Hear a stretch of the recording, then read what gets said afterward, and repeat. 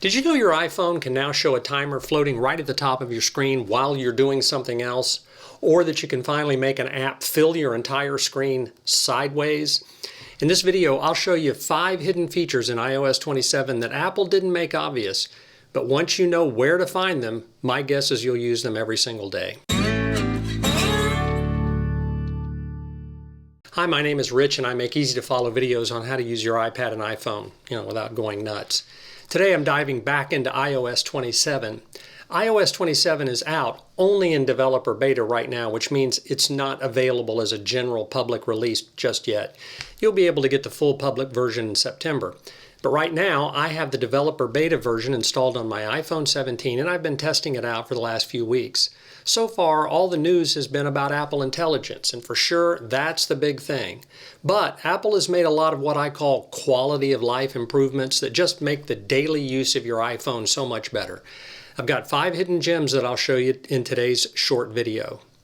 Okay, let's get started. So the first thing I want to show you is just the new landscape mode on the iPhone. Now, I think this was on some older version of the iPhone years ago, and somehow it disappeared and I didn't really notice all that much, but now it's back. And it's not on every app, but it's on some apps, and let me show you what it looks like. So if you open, here I've got Notes.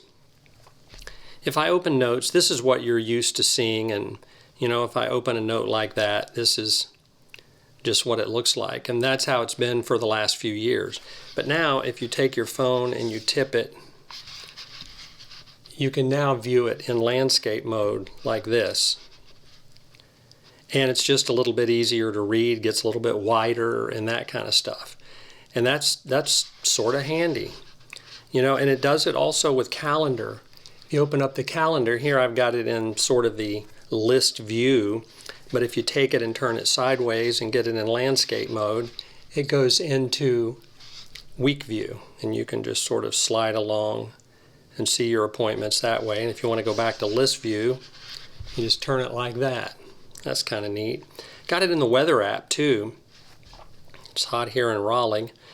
But if you take your app and again turn it into landscape mode and then flip it, now you can see the weather in landscape mode. And that's, I guess I think I like that. I guess I like just having the choice of doing it either way.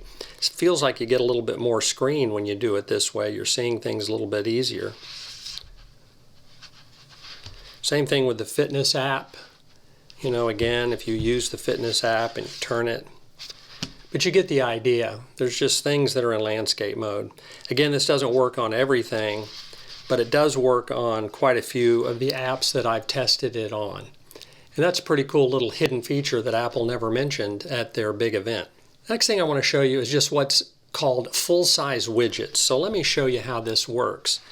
I'm going to tap and hold, and I'm going to add a widget to my home screen. And let's see, I'm going to add, say I add the calendar, and we'll put add widget. And then I'm going to add another widget, because you can stack these, and that's what I'm going to do. I'll add my reminders widget. And then I'm just going to take and put it on top. There we go. But now you can take that widget and make it full screen like that. Same thing, you slide through to your calendar, your reminders, and that is pretty neat. Of course, your other apps move over here, but you can put that on a screen and now you can see a whole lot more information. And if that's what you're going for, then this new widget size is going to be pretty cool. I think I like it. I'm going to play around with this and see how much I use it. Okay, the next thing I want to talk to you about is just the new timer in Dynamic Island. It looks pretty cool. You could always have the timer in Dynamic Island, but now let me show you what it looks like. So if I slide down and go into Control Center and I tap on Timer, now you get this timer up here, and you can just slide along to set the time of the timer just like that. And you get this sort of haptic feedback when you scroll across there that feels really cool. And you can just click on Start Timer, and now you've got your timer up in your Dynamic Island just like before. And if you want to turn it off, you can just do that. But that's a really cool feature. I really like that. And if you use timers, I think you will too. The next little feature that somehow got kind of hidden in the big iOS 27 reveal the other day was this new feature in Messages where you can actually write with your finger on the iPhone. So I'm going to show you how this works. I'm going to go into Messages. I'll choose a message here. And now you can tap this little plus down here. And you've always had some options here, but if you scroll down, you can now get to drawing. And if you tap on drawing, you can now do that. And you can send a handwritten message like that. That's kind of neat. I don't know how much I'll use that, but you know, it's a new little feature. The last thing I want to show you is just this little feature called Photo Captions and Keywords. If you go into the Photos app, and let's say you tap on a picture like this, and then you go to the little I for information.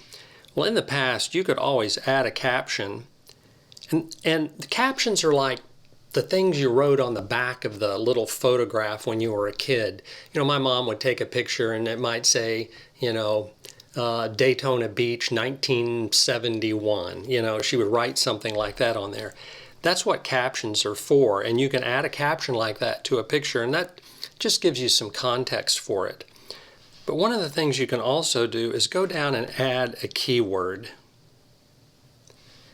And a keyword is like a tag, and this allows you to find something when you search in the future. So I'm just going to type thumbnail because I use this as part of a thumbnail in a video.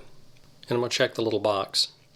And now if I'm in all of my photos here and I want to just search for those photos that I call, here's another one. I think I'll just add that as thumbnail 2. And it pops up. And now if I go back and I just type in thumbnail,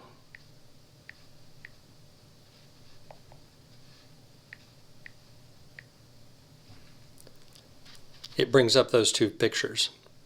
So you've got that photo there that was a thumbnail, and you have this one that I labeled a thumbnail. And that keyword search is a powerful way to take your photos and organize them in a way that makes sense for you.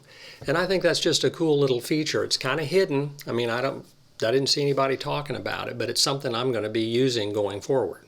So what do you think of these improvements? I hate to sound all geeky, but honestly, this stuff will make a real difference for me. Let me know in the comments below which feature you think will help you out. I'd love to know. Okay, that's it for today. Thanks so much for watching, and I'll see you in the next video.